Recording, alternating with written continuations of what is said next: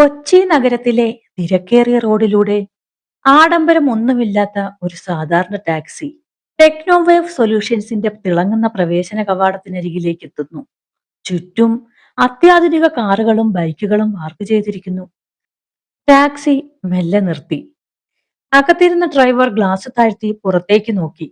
Madam, ഇവിടെയാണ് ടെക്നോവേവ് solutions. സീറ്റിന്റെ അരികിൽ വെച്ചിരുന്ന ഒരു പഴയ ബാഗ് എടുത്ത് അല്പം വണ്ണമുള്ള ഒരു യുവതി കാറിൽ നിന്നും പുറത്തേക്കിറങ്ങി. പേര് കീർത്തന. അവളുടെ മുഖത്ത് പുതിയൊരു ലോകത്തേക്ക് ചെല്ലുന്നതിന്റെ ചെറിയൊരാകാംക്ഷയുണ്ട്. എന്നാൽ കണ്ണുകളിൽ ഒരുതരം ദൃഢനിശ്ചയം തിളങ്ങുന്നുണ്ട്. അവൾ ഒരുപാട് ആഡംബരമില്ലാത്ത ഒരു കോട്ടൺ കുർത്തിയാണ് ധരിച്ചിരുന്നത്. ഒരു സാധാരണ ബാഗ് തോളിൽ തൂക്കിയിട്ടുണ്ട്. ഒരു വലിയ കമ്പനിയിലേക്ക് ജോലിക്ക് വരുന്ന ആത്മവിശ്വാസം അവളുടെ ശരീരഭാഷയിൽ പ്രകടമാണ്. എന്നാൽ അവളുടെ വലിപ്പം കാരണം മറ്റുള്ളവരുടെ കണ്ണുകൾ തന്നെ ശ്രദ്ധിക്കുമോ എന്നൊരു ചെറിയ ആശങ്കയും ഒളിഞ്ഞു കിടക്കുന്നുണ്ട്. കീർത്തന ടാക്സി ഡ്രൈവർക്ക് പണം കൊടുക്കുമ്പോൾ അവളുടെ കയ്യിലുള്ള ഫോണിലേക്ക് ഒരു മെസ്സേജ് വന്നിരുന്നു. നിങ്ങളുടെ ദൗത്യം ആരംഭിച്ചിരിക്കുന്നു. അവൾ ചെറുതായി ഒന്ന് ചിരിച്ചു. ആ ചിരിയിൽ ഒരുപാട് രഹസ്യങ്ങൾ ഉണ്ടായിരുന്നു. ചുറ്റും ആഡംബര കാറുകളിൽ നിന്നിറങ്ങുന്ന സ്റ്റൈലിഷ് വസ്ത്രങ്ങൾ ധരിച്ച യുവതികളെയും യുവാക്കളെയും അവൾ ഒരു നിമിഷം നോക്കി. അവരുടെ മുഖത്ത് ആത്മവിശ്വാസവും ഒരുതരം അഹങ്കാരവും തങ്ങളുടെ രൂപത്തെക്കുറിച്ചുള്ള ബോധവുമുണ്ട്. കീർത്തന ആരെയും ശ്രദ്ധിക്കാതെ തല ഉയർത്തിപ്പിടിച്ച് ടെക്നോവേവ് സൊല്യൂഷൻസിന്റെ പ്രധാന വാതിലിന് നേർക്ക് നടന്നു. അകത്തേക്ക് കടക്കുമ്പോൾ വലിയ ചില്ലുവാതിൽ അവൾക്കായി തുറന്നു. തണുത്ത എയർ കണ്ടീഷൻ ചെയ്ത അന്തരീക്ഷം. ലോബിയിൽ അതിവേഗം നടന്നു നീങ്ങുന്ന ജീവനക്കാർ. അവരുടെ കണ്ണുകളിൽ ഒരുതരം തിരക്കിന്റെ ഭാവം. കീർത്തന ഈ കാഴ്ചകളെല്ലാം ശ്രദ്ധയോടെ നോക്കി. ഈ ലോകത്താണ് താനിനി ഒരാളായി ജീവിക്കാൻ പോകുന്നത്. അവൾ റിസപ്ഷനിലേക്ക് നടന്നു. ഹലോ, ഞാൻ കീർത്തന. ഇന്ന് ട്രെയിനിയായി ജോയിൻ ചെയ്യേണ്ട ആളാണ്. റിസപ്ഷനിസ്റ്റ് അവളെ അടിമുടിയൊന്ന് നോക്കി. ആ നോട്ടത്തിൽ ഒരുതരം പുച്ഛമോ പരിഹാസമോ ഉണ്ടായിരുന്നില്ലെങ്കിലും ഒരു ചെറിയ അതിശയഭാവം ഉണ്ടായിരുന്നു. ഓ, Keerthana madam, Harish sir wait ചെയ്യുകയായിരുന്നു. HR ഡിപ്പാർട്ട്മെന്റ് 3-ാം നിലയിലാണ്. കീർത്തനയ്ക്ക് ഉള്ളിൽ ചിരി വന്നു. മാഡം എന്ന വിളിയിൽ പോലും ഒരുതരം ആശ്ചര്യമുണ്ട്. അവൾ പുഞ്ചിരിച്ച് നന്ദി പറഞ്ഞ് ലിഫ്റ്റിനടുത്തേക്ക് നടന്നു. അവളുടെ ദൗത്യത്തിന്റെ ആദ്യപടി ആരംഭിക്കുകയായിരുന്നു. HR നടപടികളെല്ലാം പൂർത്തിയാക്കി കീർത്തന ഡേറ്റ എൻട്രി വിഭാഗത്തിലെ തന്റെ ഡെസ്കിനരികിലെത്തി. നിരനിരയായി അടുക്കിയിട്ടിരിക്കുന്ന ഡെസ്കുകളിൽ എല്ലാവരും തങ്ങളുടെ ജോലികളിൽ മുഴുകിയിരിക്കുകയാണ്. ആരും പരസ്പരം സംസാരിക്കുന്നില്ല. എല്ലാവർക്കും തിരക്കാണ്. കീർത്തനയുടെ ഡെസ്കിൽ ഒരു പുതിയ ലാപ്ടോപ്പ് വെച്ചിട്ടുണ്ടെങ്കിലും അവളുടെ ഇരിപ്പിടം ശ്രദ്ധേയമായിരുന്നു. അരികിലുള്ള ജീവനക്കാർക്കെല്ലാം പുതിയ കംഫർട്ടബിളായ കറങ്ങുന്ന കസേരകളാണെങ്കിൽ കീർത്തനയുടേത് ചെറിയ പഴക്കം ചെന്ന ഒരു കസേരയായിരുന്നു. അതിന്റെ നിറം മങ്ങിയിരുന്നു. അവൾ കസേര ശ്രദ്ധിക്കാതെ ചിരിച്ചുകൊണ്ട് അടുത്ത ഡെസ്കിലിരുന്ന പെൺകുട്ടിയോട് സംസാരിക്കാൻ ശ്രമിച്ചു. ഹായ്, ഞാൻ കീർത്തന. ഇന്ന് ജോയിൻ ചെയ്ത ട്രെയിനിയാണ്. ആ പെൺകുട്ടി ലാപ്ടോപ്പിൽ നിന്നും കണ്ണെടുക്കാതെ ഒരു നിമിഷം അവളെ നോക്കി നെറ്റി ചുളിച്ചു. ഓ, ഓക്കെ, ഫൈൻ. ശേഷം ഉടൻ തന്നെ ജോലിയിലേക്ക് തിരിഞ്ഞു. ഈ സമയത്താണ് സീനിയർ മാനേജർ ശോഭ തന്റെ ഉയർന്ന കസേരയിൽ നിന്ന് തലമുടി ഒതുക്കി ഗൗരവത്തോടെ കീർത്തനയുടെ അടുത്തേക്ക് വന്നത്. ശോഭയുടെ വസ്ത്രധാരണത്തിലും മുഖത്തും ഒരുതരം അധികാരി ഭാവമുണ്ട്. ഹലോ കീർത്തന, ഇത് നിങ്ങളുടെ ഡെസ്കാണ്. കസേര ഒരല്പം പഴക്കമുള്ളതാണ്. ക്ഷമിക്കണം കേട്ടോ. പുതിയത് കിട്ടാനില്ല. ഇത്രയും വലിയ ശരീരത്തിന് ഇത് താങ്ങാനാകുമോ എന്നൊരു സംശയമുണ്ട്. ശോഭയുടെ വാക്കുകളിൽ പരിഹാസം വ്യക്തമായിരുന്നു. കീർത്തനയ്ക്ക് ഉള്ളിൽ ദേഷ്യം തിളച്ചു. എങ്കിലും അവൾ ആ ദേഷ്യം ഉള്ളിലൊതുക്കി. സാരമില്ല മാഡം, ഇത് മതി. ഞാൻ അഡ്ജസ്റ്റ് ചെയ്യാം. കീർത്തന ഡെസ്കിലിരുന്ന ഇടനെ അടുത്ത ഡെസ്കിലിരുന്ന പെൺകുട്ടി അവൾക്ക് കേൾക്കാൻ പാകത്തിൽ ശോഭയോട് പതുക്കെയായി സംസാരിച്ചു. ശോഭ ചേച്ചി, ആ കസേര പെട്ടെന്ന് ഒടിയാതിരുന്നാൽ മതിയായിരുന്നു. നമ്മൾക്ക് പിന്നെ പണിയാകും. ഇത് കേട്ട് ശോഭ ഉച്ചത്തിൽ ചിരിച്ചു. നമ്മുടെ കീർത്തന ഡയറ്റ് ഒന്നും എടുക്കുന്നില്ലെന്ന് തോന്നുന്നു. IT കമ്പനിയല്ലേ, ഇവിടെ ലുക്കിനും ഒരു പ്രാധാന്യമുണ്ട് മോളെ. പ്രോജക്ട് മീറ്റിങ്ങിനൊക്കെ പോകുമ്പോൾ നമ്മൾക്കൊരു ലുക്ക് വേണ്ടേ? ശോഭ കീർത്തനയെ ഒരിക്കൽ കൂടി നോക്കി തലയാട്ടി ചിരിച്ചുകൊണ്ട് നടന്നുപോയി. കീർത്തനയ്ക്ക് ചുറ്റുമിരുന്നവർ പരസ്പരം കണ്ണുകൾ കൊണ്ട് കഥകൾ കൈമാറുന്നതായി തോന്നി. ആരും അവളെ സഹായിക്കാനോ സമാധാനിപ്പിക്കാനോ വന്നില്ല. കീർത്തനയുടെ കവിളുകൾ ദേഷ്യം കൊണ്ട് ചുവന്നു. അവളുടെ കണ്ണുകൾ ലാപ്ടോപ്പിലെ ശൂന്യമായ സ്ക്രീനിൽ ഉടക്കി നിന്നു. ഉള്ളിൽ അവൾ സ്വയം പറഞ്ഞു, ഇതാണ് ഇതാണ് എനിക്ക് നേരിട്ടറിയേണ്ടിയിരുന്നത്. കേവലം ഒരു കസേരയിൽ പോലും നിങ്ങൾ ഈ വേർതിരിവ് കാണിച്ചു. ഈ അനുഭവങ്ങളാണ് എനിക്ക് വേണ്ടത്. അവൾ ഒരു ദീർഘനിശ്വാസം എടുത്ത് കണ്ണുകൾ അടച്ചു, വീണ്ടും തുറന്നു. ഇപ്പോൾ അവളുടെ മുഖത്ത് ദേഷ്യമില്ല, മറിച്ച് ഒരു ശാന്തത മാത്രം. അവൾ കസേരയിൽ ഉറച്ചിരുന്നു, ലാപ്ടോപ്പ് ഓൺ ചെയ്ത് ജോലിയിലേക്ക് കടന്നു. അവളുടെ ഉള്ളിലിരുന്ന് ഒരു രഹസ്യ ദൗത്യം അവളെ നോക്കി പതുക്കെ ചിരിച്ചു. കീർത്തനയുടെ ടെക്നോവേവ് സൊല്യൂഷൻസിലെ രണ്ടാമത്തെ ആഴ്ചയായിരുന്നു അത്. ആദ്യത്തെ ദിവസങ്ങളിലെ അവഗണനയും പരിഹാസവും ഒരു പരിധിവരെ അവൾക്ക് ശീലമായിരുന്നു. പക്ഷേ ഉള്ളിലെ ദേഷ്യം കെട്ടടങ്ങാതെ അവിടെ തന്നെ നിന്നു. ജോലിയോട് പൂർണ്ണമായും ശ്രദ്ധ കേന്ദ്രീകരിച്ചിരുന്ന അവൾ അതിനിടയിൽ കമ്പനിയുടെ പ്രവർത്തനങ്ങളെക്കുറിച്ചുള്ള വിവരങ്ങൾ രഹസ്യമായി ശേഖരിക്കുകയും ചെയ്തു. അന്ന് ഉച്ചയ്ക്ക് ശേഷം ഒരു പ്രധാന ഡേറ്റ അനാലിസിസിന് പ്രോജക്റ്റിൽ അഞ്ജലി മുഴുകിയിരിക്കുകയായിരുന്നു. വലിയ അളവിലുള്ള ഡേറ്റ ലോഡ് ചെയ്യുമ്പോൾ അവളുടെ ലാപ്ടോപ്പിലെ സോഫ്റ്റ്വെയർ തുടർച്ചയായി ക്രാഷ് ആവാൻ തുടങ്ങി. പലതവണ ശ്രമിച്ചിട്ടും പ്രോബ്ലം പരിഹരിക്കപ്പെട്ടില്ല. അടുത്തിരുന്ന പെൺകുട്ടിയോട് അവൾ സഹായം അഭ്യർത്ഥിച്ചു. എന്റെ സോഫ്റ്റ്വെയറിൽ ഒരു പ്രോബ്ലം കാണിക്കുന്നു. ഇതെനിക്ക് തീർക്കാൻ കഴിയുന്നില്ല. ആരെങ്കിലും ഒന്ന് സഹായിക്കുമോ? ആ പെൺകുട്ടി കീർത്തനയെ നോക്കാതെ മുഖം തിരിച്ചു. സോറി, ഈ സിസ്റ്റം കാര്യങ്ങളൊന്നും ഞങ്ങളുടെ പരിധിയിൽ വരുന്നതല്ല. വേണമെങ്കിൽ ടെക്നീഷ്യൻ ടീമിനെ വിളിക്കൂ. കീർത്തന അടുത്ത ഡെസ്കിലിരുന്ന മറ്റൊരു പെൺകുട്ടിയോടും ചോദിച്ചു. പക്ഷേ അവളും തിരക്കിലാണെന്ന് ഭാവിച്ചൊഴിവായി. ഈ കമ്പനിയിൽ ആരും പരസ്പരം സഹായിക്കില്ലെന്ന് അവൾക്ക് ഉറപ്പായി. അവളുടെ മുഖത്ത് ചെറിയൊരു നിരാശ നിഴലിച്ചു. അപ്പോഴാണ് ഡെസ്കുകൾക്ക് പിന്നിലെ ഒരു മൂലയിലിരുന്ന് ഹാർഡ്വെയർ റിപ്പയർ ചെയ്യുകയായിരുന്ന ഒരാൾ അവിടേക്ക് വന്നത്. അവൻ സാധാരണയായി കറുത്ത ടീഷർട്ടും ജീൻസും ധരിച്ച് എപ്പോഴും ജോലിയിൽ മുഴുകിയിരുന്ന കമ്പനിയിലെ സൈലന്റ് ടെക്നീഷ്യനായ രോഹിത് ആയിരുന്നു. ആളനക്കമില്ലാതെ ശബ്ദമുണ്ടാക്കാതെയാണ് അവന്റെ നടപ്പ്. രോഹിത് കീർത്തനയുടെ അടുത്തേക്ക് വന്ന്, എന്താണ് പ്രോബ്ലം? സിസ്റ്റത്തിന് എന്താ പറ്റിയത്? കീർത്തന അവനെ അമ്പരപ്പോടെ നോക്കി. ഒരു നിമിഷം അവൾക്ക് പരിചയമില്ലാത്ത ഒരാളോട് സംസാരിക്കാൻ മടി തോന്നി. പക്ഷേ അവന്റെ കണ്ണുകളിലെ സത്യസന്ധത കണ്ടപ്പോൾ അവൾക്ക് ആശ്വാസമായി. ഈ സോഫ്റ്റ്വെയർ ഡേറ്റ ലോഡ് ചെയ്യുമ്പോൾ ക്രാഷ് ആകുന്നു. ഞാൻ കുറെ ട്രൈ ചെയ്ത് നോക്കി, ആരും സഹായിക്കുന്നുമില്ല. രോഹിത് കീർത്തനയുടെ ലാപ്ടോപ്പിന്റെ സ്ക്രീനിലേക്ക് നോക്കി. ഒന്ന് കാണിക്കാമോ? കീർത്തന ലാപ്ടോപ്പ് അവനടുത്തേക്ക് നീക്കി. അവൻ ഒരു നിമിഷം ആ കോഡ് വേഗത്തിൽ പരിശോധിച്ചു. എന്നിട്ട് കമ്പ്യൂട്ടറിന്റെ സൈഡിലുള്ള വെന്റ് ഭാഗത്തേക്ക് നോക്കി. ഇതൊരു സോഫ്റ്റ്വെയർ ബഗ് അല്ല. നിങ്ങളുടെ സിസ്റ്റത്തിന്റെ റാം അല്പം കുറവാണ്. വലിയ ഡേറ്റ ലോഡ് ചെയ്യുമ്പോൾ സിസ്റ്റത്തിന് അത് താങ്ങാൻ കഴിയുന്നില്ല. ഞാൻ ഇപ്പോൾ തന്നെ മാറ്റിയിട്ട് വരാം. ഒരു 5 മിനിറ്റ്. അവൻ റാം മാറ്റാനായി പോകാനൊരുങ്ങുമ്പോൾ അവിടെ എത്തിയ ശോഭ അവനെ കണ്ടു. ശോഭയുടെ മുഖത്ത് ഒരു പുച്ഛച്ചിരി വിരി. ശോഭ ഉച്ചത്തിൽ രോഹിത്തിനെ കളിയാക്കിക്കൊണ്ട് പറഞ്ഞു, ഹേയ് രോഹിത്, അവൾക്കൊരു ഹെവി ഡ്യൂട്ടി കസേരയും കൂടി കൊടുത്തേക്കൂ. കമ്പ്യൂട്ടറിന് മാത്രമല്ലല്ലോ ഭാരം താങ്ങേണ്ടത്.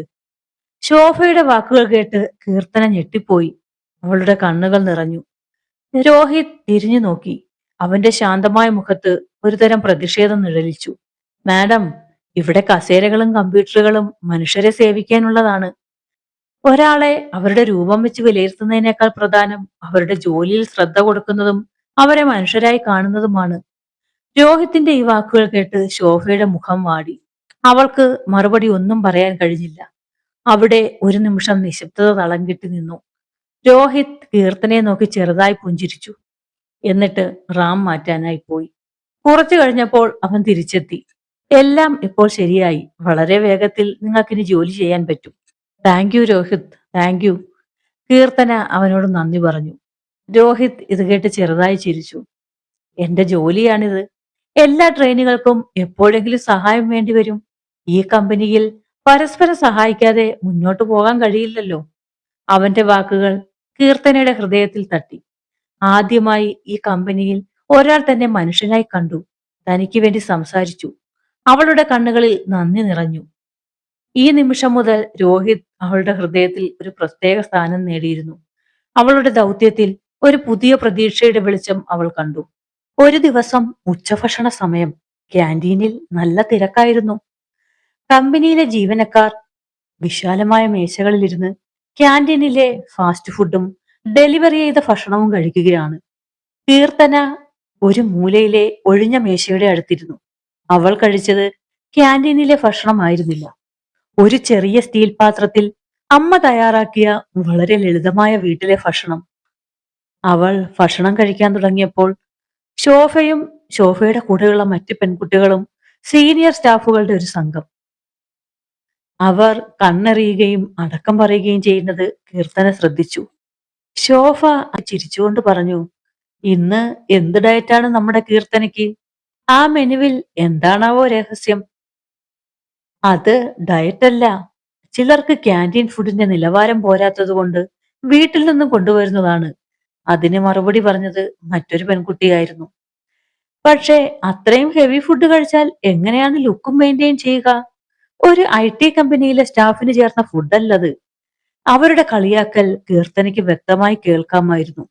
അവൾ വേഗത്തിൽ ഭക്ഷണം കഴിക്കാൻ ശ്രമിച്ചു. അവളുടെ കണ്ണുകൾ താഴേക്ക് താഴ്ന്നു. കയ്യിലെ ഭക്ഷണത്തിന്റെ രുചി പോലും അവൾ അറിഞ്ഞില്ല. കളിയാക്കലുകൾ കേട്ട് മറ്റു ജീവനക്കാരും അടക്കി ചിരിച്ചു. തന്റെ ശരീരത്തെക്കുറിച്ചും ഭക്ഷണ രീതിയെക്കുറിച്ചുമുള്ള ഈ തുടർച്ചയായ പരിഹാസം അവളെ വല്ലാതെ വിഷമിപ്പിച്ചു. പെട്ടെന്ന് ഒരു ട്രേയിൽ ക്യാൻറ്റീനിലെ സാധാരണ ഭക്ഷണവുമായി രോഹിത് കീർത്തനയുടെ അടുത്തേക്ക് വന്നു. അവൻ അവൾക്ക് അഭിമുഖമായി ഇരുന്നു. ഹായ് കീർത്തന, ഞാൻ നിങ്ങളെ ഒറ്റയ്ക്ക് കണ്ടു. നിങ്ങളുടെ സിസ്റ്റം ഇപ്പോൾ ഓക്കെ ആണോ? അതെ രോഹിത്, നിങ്ങളുടെ സഹായം കൊണ്ട് എല്ലാം ശരിയായി. അവൻ അവളുടെ ഭക്ഷണത്തിലേക്ക് നോക്കി. വീട്ടിലുണ്ടാക്കിയതാണല്ലേ, നല്ല മണം. ഞാൻ സാധാരണ ക്യാൻറ്റീനിലെ ഈ ജങ്ക് ഫുഡ് കഴിക്കുന്നതിനെതിരാണ്. ശോഭയും മറ്റു പെൺകുട്ടികളും രോഹിത്തിനെ നോക്കി അടക്കം ചിരിക്കുന്നുണ്ട്. കീർത്തന അത് ശ്രദ്ധിച്ചു. എന്തെങ്കിലും പ്രശ്നമുണ്ടോ രോഹിത്? നിങ്ങൾ എന്റെ അടുത്തിരിക്കുന്നത് അവർ കളിയാക്കില്ലേ? രോഹിത് അവളുടെ കണ്ണുകളിലേക്ക് നോക്കി വളരെ ശാന്തമായി പറഞ്ഞു, കളിയാക്കാനോ? എന്തിനാണ് അവർ കളിയാക്കുന്നത്?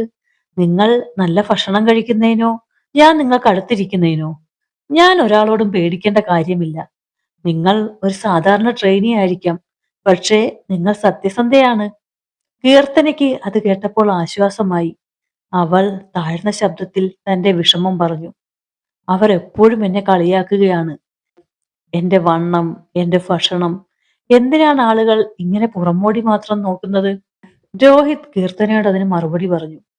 നിങ്ങൾ വിഷമിക്കരുത്. അവർ പുറമോടി മാത്രമാണ് കാണുന്നത്.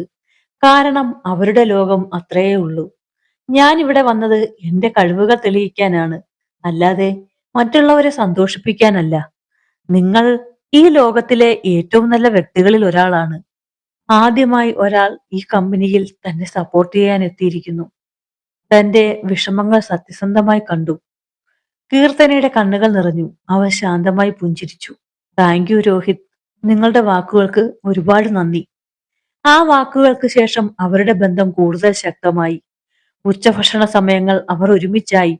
അവൾ വീട്ടിലെ ഭക്ഷണത്തിന്റെ രുചികളെക്കുറിച്ച് പറഞ്ഞപ്പോൾ അവൻ തന്റെ ഹാർഡ്വെയർ ലോകത്തെക്കുറിച്ച് വാചാലനായി. കീർത്തന ട്രെയിനിയായി ജോയിൻ ചെയ്തിട്ട് 3-ാമത്തെ ആഴ്ച കഴിഞ്ഞു. അന്ന് ജോലി കഴിഞ്ഞിറങ്ങുമ്പോൾ രോഹിത്തും കീർത്തനയും ഒരുമിച്ചായിരുന്നു. പ്രധാന കവാടത്തിന് പുറത്തുള്ള ഒരു ചെറിയ ചായക്കടയുടെ അരികിൽ അവർ കാപ്പി കുടിച്ചു. കാപ്പി കുടിക്കുന്നതിനിടയിൽ കീർത്തന രോഹിത്തിന്റെ കഴിവിനെ കുറിച്ച് സംസാരിക്കാൻ തുടങ്ങി. നിങ്ങൾ എന്താണ് രോഹിത് ഈ കമ്പനിയിൽ ഒരു ടെക്നീഷ്യനായി മാത്രം ഒതുങ്ങിയിരിക്കുന്നത്? നിങ്ങൾ സോഫ്റ്റ്വെയറിലും കോഡിങ്ങിലും എല്ലാം നല്ല മിടുക്കനാണല്ലോ. നിങ്ങൾ പെട്ടെന്ന് റാം മാറ്റിയത് കണ്ടപ്പോൾ എനിക്ക് മനസ്സിലായി നിങ്ങൾ ഒരു സാധാരണ ടെക്നീഷ്യൻ അല്ല. രോഹിത് ഒരു ദീർഘനിശ്വാസത്തോടെ പറഞ്ഞു. ഞാൻ കോഡിങ്ങിൽ ബിരുദാനന്തര ബിരുദം എടുത്തതാണ് കീർത്തന. എനിക്ക് അതിൽ നല്ല താല്പര്യവുമുണ്ട്. പക്ഷേ എനിക്കിഷ്ടം ഹാർഡ്വെയർ അല്ല. ഞാൻ ഇഷ്ടമില്ലാത്ത ജോലി ചെയ്യുന്നത് എന്റെ കഴിവ് കുറവ് കൊണ്ടല്ല. കീർത്തനയ്ക്ക് അത് കേട്ടപ്പോൾ അമ്പരപ്പായി. പിന്നെന്താണ് കാരണം? നിങ്ങൾ ഇത്രയും കഴിവുള്ള ഒരാളായിട്ടും? ഇത് കേട്ട് രോഹിത്ത് സങ്കടത്തോടെ പറഞ്ഞു. ഇവിടെ കഴിവല്ല കീർത്തന പ്രധാനം. ഞാൻ നേരത്തെ പറഞ്ഞില്ലേ, ഇവിടെയുള്ളവർ പുറമോടി മാത്രം നോക്കി ആളുകളെ വേർതിരിക്കുന്നു. ഞാനൊരു പ്രസന്റബിൾ ആയ വ്യക്തിയല്ല. ഞാൻ അധികം സംസാരിക്കുകയുമില്ല. അതുകൊണ്ട് തന്നെ എനിക്കിവിടുത്തെ ടീമിൽ ചേരാൻ ചില യോഗ്യതകൾ കുറവാണെന്നാണ് ഇവിടെ പറയുന്നത്. ഇത് കേട്ട് കീർത്തനയ്ക്ക് ഞെട്ടലായി. നിങ്ങൾ എന്താ സ്വയം കളിയാക്കുകയാണോ? അതായത് കഴിവുള്ളവരെ മാറ്റി നിർത്തുകയാണോ? ആരാണിത് ചെയ്യുന്നത്? അതിന് മറുപടിയായി രോഹിത് പറഞ്ഞു, ഹരീഷ് സർ, HR-ന്റെ ഹെഡ്. എപ്പോഴും സൗന്ദര്യവും ആകർഷകത്വവും ഉള്ളവരെ മാത്രമാണ് പ്രോജക്ട് ടീമുകളിലേക്ക് തിരഞ്ഞെടുക്കുക. ശോഭ മാഡം തന്റെ ഇഷ്ടക്കാർക്ക് പ്രൊമോഷൻ കൊടുക്കും. ഞങ്ങൾ എത്ര നന്നായി ജോലി ചെയ്താലും അവർ ഞങ്ങളെ ശ്രദ്ധിക്കില്ല. രോഹിത് തലകുനിച്ചു നിന്നു. കഴിഞ്ഞ വർഷം ഞാനൊരു പ്രധാന കോഡിംഗ് ബഗ് ഫിക്സ് ചെയ്തിരുന്നു. അതിന്റെ ക്രെഡിറ്റ് പോയത് ഹരീഷ് സാറിന്റെ അടുപ്പക്കാരനായ ഒരു ജൂനിയർ സ്റ്റാഫിനായിരുന്നു. അവർക്ക് വേണ്ടത് മുഖം മാത്രമാണ്, അല്ലാതെ തലച്ചോറല്ല. ഈ വിവരങ്ങൾ കീർത്തനയെ ആഴത്തിൽ സ്പർശിച്ചു. ഒരു ട്രെയിനിയായ താൻ അനുഭവിച്ച പരിഹാസവും രോഹിത് എന്ന കഴിവുള്ള വ്യക്തി അനുഭവിക്കുന്ന അവഗണനയും തമ്മിൽ അവൾ ബന്ധപ്പെടുത്തി. കമ്പനി നേരിടുന്ന യഥാർത്ഥ പ്രശ്നം കേവലം മോശം പെരുമാറ്റമല്ല, മറിച്ച് അഴിമതിയും പക്ഷപാതിത്വവുമാണെന്ന് അവൾ മനസ്സിലാക്കി. ഇവിടെ എന്ത് പ്രശ്നമാണുള്ളതെന്ന് ഇപ്പോൾ എനിക്ക് മനസ്സിലായി രോഹിത്. ഈ വിഷലിപ്തമായ അന്തരീക്ഷം കമ്പനിയുടെ വളർച്ചയെ തടസ്സപ്പെടുത്തും. കഴിവുള്ളവരെ ഒഴിവാക്കി രൂപത്തിനും ബന്ധങ്ങൾക്കും പ്രാധാന്യം നൽകുന്നത് ഒരു കമ്പനിക്കും താങ്ങാൻ കഴിയുന്ന ബാധ്യതയല്ല. രോഹിത് അവിടെ അത്ഭുതത്തോടെ നോക്കി. ഒരു സാധാരണ ട്രെയിനിൽ നിന്നും ഇങ്ങനെ ഒരു കോർപ്പറേറ്റ് കാഴ്ചപ്പാട് അവൻ പ്രതീക്ഷിച്ചിരുന്നില്ല. നിങ്ങൾ വിഷമിക്കുന്നത് ഞാൻ കണ്ടിട്ടുണ്ട് കീർത്തന. അതൊന്നും കാര്യമാക്കേണ്ട. ലോകത്തിൽ നിങ്ങളുടെ വലിപ്പമല്ല, നിങ്ങൾ ചെയ്യുന്ന കാര്യങ്ങളാണ് പ്രധാനം. പക്ഷേ ഈ പ്രശ്നങ്ങളൊന്നും നമ്മളെ പോലെയുള്ള സാധാരണക്കാർക്ക് മാറ്റാൻ കഴിയില്ല. ഇത് കേട്ട കീർത്തന പുഞ്ചിരിച്ചുകൊണ്ട് പറഞ്ഞു, നമ്മളെ പോലെയുള്ള സാധാരണക്കാർക്കാണ് ഇത് മാറ്റാൻ കഴിയുന്നത് രോഹിത്.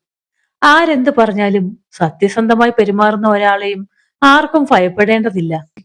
ഹരീഷും ശോഭയും ഉൾപ്പെടെയുള്ള ഉന്നത സ്ഥാനങ്ങളിൽ ഇരിക്കുന്നവർ തങ്ങളുടെ വ്യക്തിപരമായ ഈ മോശം ചിന്താഗതിയും പക്ഷപാതിത്വവും ഉപയോഗിച്ച് കഴിവുള്ളവരെ മാറ്റി നിർത്തുകയാണെന്ന് അവൾക്ക് മനസ്സിലായി. ഈ വേർതിരിവാണ് തനിക്ക് നേരെയുള്ള കളിയാക്കലുകളും പ്രതിഫലിച്ചതെന്ന് അവൾ മനസ്സിലാക്കി. എനിക്ക് നാളത്തെ ഒരു മീറ്റിംഗിൽ പോകണം. അവിടെ ഞാൻ ചില കാര്യങ്ങൾ തുറന്നു പറയും. നിങ്ങൾ എനിക്ക് വേണ്ടി സംസാരിക്കില്ലേ രോഹിത്? ഇത് കേട്ടപ്പോൾ രോഹിത്തിന് ആശങ്കയായി. കീർത്തന, അവരെല്ലാം വലിയ സ്രാവുകളാണ്. നിങ്ങൾക്ക് പ്രശ്നമാകും. എന്തിനാണ് നിങ്ങൾ വെറുതെ പ്രശ്നത്തിൽ ചാടുന്നത്? ഇത് കേട്ട കീർത്തന പറഞ്ഞു, എനിക്ക് വേണ്ടി മാത്രമല്ല രോഹിത്, നിങ്ങൾക്ക് വേണ്ടി കൂടിയാണ്. ഈ കമ്പനിയിലെ കഴിവുള്ള എല്ലാവർക്കും വേണ്ടിയാണ്. അവൾ കാപ്പിക്കപ്പ് താഴെ വെച്ചു. അവന്റെ കയ്യിൽ പിടിച്ച് ആത്മവിശ്വാസത്തോടെ പറഞ്ഞു, നമുക്ക് വേണ്ടി സംസാരിക്കാൻ ആരെങ്കിലും വേണം. നാളത്തെ മീറ്റിംഗിൽ ഞാൻ നിങ്ങളുടെ കൂടെ ഉണ്ടാകും. നിങ്ങൾ എന്റെ കൂടെ ഉണ്ടാകണം. രോഹിത് അവളുടെ ആത്മവിശ്വാസം കണ്ട് ആശയക്കുഴപ്പത്തിലായെങ്കിലും അവളോടുള്ള സ്നേഹവും വിശ്വാസവും കാരണം സമ്മതിച്ചു.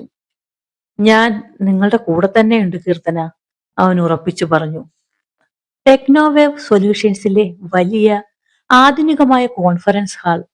രാവിലെ 10 മണിയായി. കമ്പനിയുടെ ഭാവിയെ നിർണ്ണയിക്കുന്ന സുപ്രധാന മീറ്റിംഗ് ആണിന്ന്. പുതിയ സിഇഒയെ നിയമിക്കുന്ന ദിവസമാണിന്ന്. വലിയ കോൺഫറൻസ് ഹാൾ ജീവനക്കാരെ കൊണ്ട് നിറഞ്ഞിരുന്നു.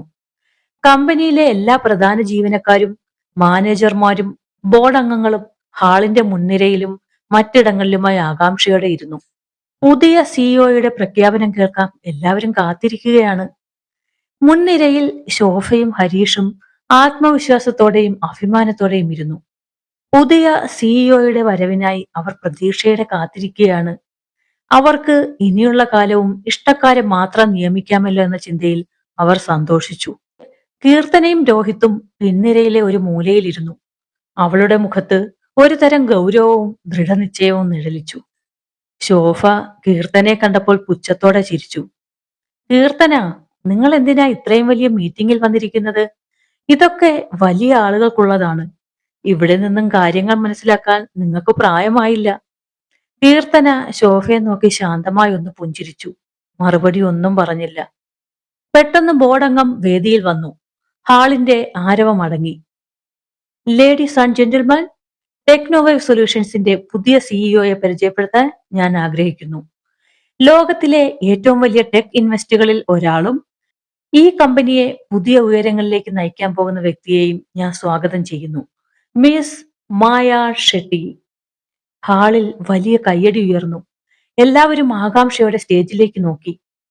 എന്നാൽ സ്റ്റേജിലേക്ക് വന്നത് ആരും പ്രതീക്ഷിക്കാത്ത ഒരാളായിരുന്നു. അവിടെ ട്രെയിനിയായിരുന്ന കീർത്തനയായിരുന്നു അത്. കീർത്തന മെല്ലെ സ്റ്റേജിലേക്ക് നടന്നു. അവളുടെ നടപ്പിൽ പതിവില്ലാത്ത ഒരു ആത്മവിശ്വാസവും രാജകീയതയും പ്രകടമായിരുന്നു. അവളുടെ തല ഉയർത്തിയുള്ള ആ ഗംഭീരമായ നടത്തം കണ്ട് എല്ലാവരും സ്തംഭിച്ചുപോയി. സാധാരണ ട്രെയിനി വേഷത്തിൽ നിന്നും വിഭിന്നമായി കോട്ടും സ്യൂട്ടും ധരിച്ചാണ് അവൾ എത്തിയത്. ഈ സമയം രോഹിത് തന്റെ അടുത്തിരുന്ന കീർത്തനയെ നോക്കി. തന്റെ അടുത്തിരുന്ന കീർത്തന എങ്ങനെയാണ് അവിടെ എത്തിയത്? ഇവൾ എപ്പോഴാണ് തന്റെ അടുക്കൽ നിന്ന് പോയത്? അവൾ സ്റ്റേജിൽ കയറി തന്റെ കണ്ണട ഊരി മാറ്റി. അവളുടെ മുഖത്ത് ഇപ്പോൾ ഒരു സിഇഒയുടെ നിശ്ചയദാർഢ്യം, ശക്തി, ബുദ്ധി എന്നിവ വ്യക്തമായി. അവൾ ചുറ്റും നോക്കി. അവളുടെ കണ്ണുകളിൽ ചോദ്യങ്ങളില്ല, ഉത്തരങ്ങൾ മാത്രം. ശോഭയും ഹരീഷും ഞെട്ടിത്തെറിച്ചെഴുന്നേറ്റു. അവരുടെ മുഖത്ത് അവിശ്വസനീയതയും ഭയവും മാറി മാറി വന്നു. മായ എന്ന കീർത്തന മൈക്കിനടുത്തേക്ക് വന്നു. ശക്തവും വ്യക്തവുമായ ശബ്ദത്തിൽ അവൾ പറഞ്ഞു തുടങ്ങി. ഹലോ എവരിവൺ, ഞാൻ മായ ഷെട്ടി, ടെക്നോവേവ് സൊല്യൂഷൻസിന്റെ പുതിയ സിഇഒ. ഹാളിൽ ഒരു നിശബ്ദത തളം കെട്ടി. എല്ലാവരും പരസ്പരം നോക്കി. കീർത്തന തന്നെയാണോ ഇത്? കീർത്തന തന്നെയാണോ സിഇഒ എന്ന് ആരും വിശ്വസിച്ചില്ല. മായ തന്റെ സംഭാഷണം തുടർന്നു. കഴിഞ്ഞ 3 ആഴ്ചയായി ഞാൻ നിങ്ങളുടെ കൂടെ ഈ ഓഫീസിൽ ഉണ്ടായിരുന്നു. നിങ്ങൾ പലരും എന്നെ കീർത്തന എന്ന് വിളിച്ചു. പലരും കളിയാക്കി, പലരും ശ്രദ്ധിക്കാതെ ഒഴിവാക്കി. ഒരു വണ്ണമുള്ള ട്രെയിനി എന്ന നിലയിൽ എനിക്ക് ലഭിച്ച സ്വീകാര്യത ഇതായിരുന്നു. പിൻനിരയിലിരുന്ന രോഹിത് കണ്ണും മിഴിച്ചവളെ നോക്കി. അവന്റെ ഉള്ളിൽ ഞെട്ടലും അമ്പരപ്പും, എന്നാൽ പറഞ്ഞറിയിക്കാനാവാത്ത അഭിമാനവും തോന്നി. അവന്റെ കീർത്തന ഒരു സിഇഒ ആണെന്ന് അവൻ വിശ്വസിച്ചില്ല. മായ ശോഭയെ നോക്കി. അവളുടെ കണ്ണുകളിൽ ഒരുതരം കരുണയുണ്ടായിരുന്നു. ശോഭ മാഡം, എന്റെ കസേര ഒടിഞ്ഞില്ല. പക്ഷേ നിങ്ങളുടെ ഭംഗിയുള്ള മനസ്സ് ഒഴിഞ്ഞുപോയി എന്ന് ഞാൻ മനസ്സിലാക്കുന്നു. മറ്റൊരാളുടെ ബാഹ്യരൂപം വെച്ച് കളിയാക്കുന്നത് എന്തുതരം മാനേജറുടെ ജോലിയാണ്? ശേഷം അവൾ ഹരീഷിനെ നോക്കി. മിസ്റ്റർ ഹരീഷ്, ലുക്ക് മാത്രമല്ല ഇവിടെ കഴിവാണ് പ്രധാനം എന്ന് നിങ്ങൾ മനസ്സിലാക്കേണ്ട സമയം അതിക്രമിച്ചിരിക്കുന്നു. ആളുകളെ അവരുടെ രൂപം വെച്ചളക്കുന്ന ഈ വിഷലിപ്തമായ അന്തരീക്ഷം കമ്പനിക്കൊരു ബാധ്യതയാണ്. അവൾ തന്റെ കയ്യിലിരുന്ന കട്ടിയുള്ള റിപ്പോർട്ട് ഉയർത്തിക്കാട്ടി. കഴിഞ്ഞ 3 ആഴ്ചത്തെ എന്റെ ഒബ്സർവേഷൻ റിപ്പോർട്ട് ഇതാണ്. കഴിവുള്ളവരെ ഒഴിവാക്കിയതിന്റെയും പുറമോടി മാത്രം നോക്കിയതിന്റെയും നിങ്ങൾ നടത്തിയ പക്ഷപാതിത്വങ്ങളുടെയും കൃത്യമായ തെളിവുകൾ ഇതിലുണ്ട്. ഈ കമ്പനിയുടെ സിഇഒ ആയിരുന്നിട്ടും ഒരു ട്രെയിനിയുടെ വേഷത്തിൽ വന്നതിന് എനിക്ക് എന്റേതായ കാരണങ്ങൾ ഉണ്ടായിരുന്നു. മീറ്റിംഗ് ഹാളിൽ നിശബ്ദത തളം കെട്ടി നിന്നു. ശോഭയും ഹരീഷും തലകുനിച്ചു. അവരുടെ മുഖത്ത് ഭയം നിറഞ്ഞു. മായയുടെ കണ്ണുകൾ രോഹിത്തിനെ തേടി. അവളുടെ കണ്ണുകളിൽ സ്നേഹവും സത്യസന്ധതയും നിറഞ്ഞു. എന്നാൽ ഇവിടെ ഒരാൾ മാത്രം എന്നെ ഞാനായി കണ്ടു, എന്നെ ബഹുമാനിച്ചു, എന്റെ ജോലിയെ അംഗീകരിച്ചു, എനിക്ക് വേണ്ടി സംസാരിച്ചു. രൂപം നോക്കാതെ കഴിവുകൾക്ക് മാത്രം വില കൽപ്പിക്കുന്ന ഒരാൾ. അവൾ രോഹിത്തിനെ സ്റ്റേജിലേക്ക് ക്ഷണിച്ചു. രോഹിത് ആശയക്കുഴപ്പത്തോടെ എന്നാൽ ആത്മവിശ്വാസത്തോടെ സ്റ്റേജിലേക്ക് വന്നു. ഹാളിന്റെ ഉള്ളിൽ അടക്കം പറച്ചിലുകൾ ഉയർന്നു. മായ ചിരിച്ചുകൊണ്ട് രോഹിത്തിന്റെ കയ്യിൽ പിടിച്ചു. രോഹിത്, ടെക്നീഷ്യനിൽ നിന്നും എന്റെ പേഴ്സണൽ ടെക്നിക്കൽ അഡ്വൈസറായും പുതിയ കോഡിംഗ് ടീമിന്റെ തലവനായും ഞാൻ നിങ്ങളെ നിയമിക്കുന്നു. ഇനി ഇവിടെ ആളുകളുടെ കഴിവുകൾക്ക് മാത്രമേ പ്രാധാന്യം നൽകൂ. ഈ കമ്പനിയുടെ ആദ്യത്തെ മാറ്റം നിങ്ങളാണ്. രോഹിത് സന്തോഷത്തോടെ അവളെ നോക്കി. മായയുടെ കണ്ണുകളിലെ സ്നേഹവും വിശ്വാസവും അവൻ തിരിച്ചറിഞ്ഞു. അവന്റെ മുഖത്ത് ഒരു പുഞ്ചിരി വിരിഞ്ഞു. ഹാളിനുള്ളിൽ ചെറിയ കയ്യടികൾ ഉയർന്നു. മായ ഹാളിലെ എല്ലാവരോടുമായി പറഞ്ഞു, ഇന്നു മുതൽ ടെക്നോവേവ് സൊല്യൂഷൻസ് കഴിവുകൾക്ക് മാത്രം വില കൽപ്പിക്കുന്ന ഒരു കമ്പനി ആയിരിക്കും. ഇനി ഇവിടെ ബോഡി ഷേമിംഗ് പോലെയുള്ള യാതൊരു വേർതിരിവുകളും അനുവദിക്കില്ല. എന്റെ റൂൾ ലളിതമാണ്: ജോലി, കഴിവ്, മര്യാദ. അവളുടെ വാക്കുകൾ ഹാളിന്റെ ഓരോ കോണിലും മുഴങ്ങി. ശോഭയും ഹരീഷും പൂർണ്ണമായും തലകുനിച്ചു. അവരുടെ അഹങ്കാരം തകർന്നു. അന്ന് വൈകുന്നേരം മായ രോഹിത്തിന്റെ അടുത്തുപോയി നിന്നു. എല്ലാവരും അവരെ ശ്രദ്ധിച്ചു. ഞാൻ നിങ്ങളോട് സത്യം പറഞ്ഞില്ല രോഹിത്, ക്ഷമിക്കണം. ഇത് കേട്ട് രോഹിത് ചിരിച്ചുകൊണ്ട് പറഞ്ഞു, എനിക്ക് നിങ്ങളെ അറിയാമായിരുന്നു കീർത്തന. നിങ്ങൾ ഒരു സാധാരണ ട്രെയിനി അല്ല എന്ന് എന്റെ മനസ്സ് പറഞ്ഞിരുന്നു. പക്ഷേ നിങ്ങൾ സിഇഒ ആണെന്ന് ഒരിക്കലും വിചാരിച്ചില്ല. മായ അവന്റെ കയ്യിൽ മുറുകെ പിടിച്ചു. നിങ്ങൾ എന്നെ ഞാനായി സ്വീകരിച്ച ഒരേ ഒരാളാണ്. അതാണ് എന്റെ ഏറ്റവും വലിയ കണ്ടെത്തൽ. ഇപ്പോൾ നിങ്ങൾ എന്നെ എന്റെ ഓഫീസിലേക്ക് ക്ഷണിക്കുന്നോ അതോ ഞാൻ നിങ്ങളെ പുറത്തേക്ക് ക്ഷണിക്കണോ? മായ തമാശയായി ചോദിച്ചു. രോഹിത് ചിരിച്ചുകൊണ്ട് അവളുടെ കൈകളിൽ പിടിച്ചു. സിഇഒ മാഡം, എന്റെ ഡ്യൂട്ടി സമയം കഴിഞ്ഞു. നമുക്ക് പുതിയ തുടക്കം ആഘോഷിക്കാം. അവർ ഒരുമിച്ച് ഓഫീസ് വിട്ട് പുറത്തേക്ക് നടന്നു. പുതിയ സിഇഒയും പുതിയ കാഴ്ചപ്പാടുമുള്ള ഒരു കമ്പനിക്ക് ഒരുമിച്ച് തുടക്കം കുറിച്ചുകൊണ്ട്. പുറത്ത് ഇരുട്ട് വീണിരുന്നു. പക്ഷേ അവരുടെ ജീവിതത്തിൽ ഒരു പുതിയ പ്രകാശം പരന്നു.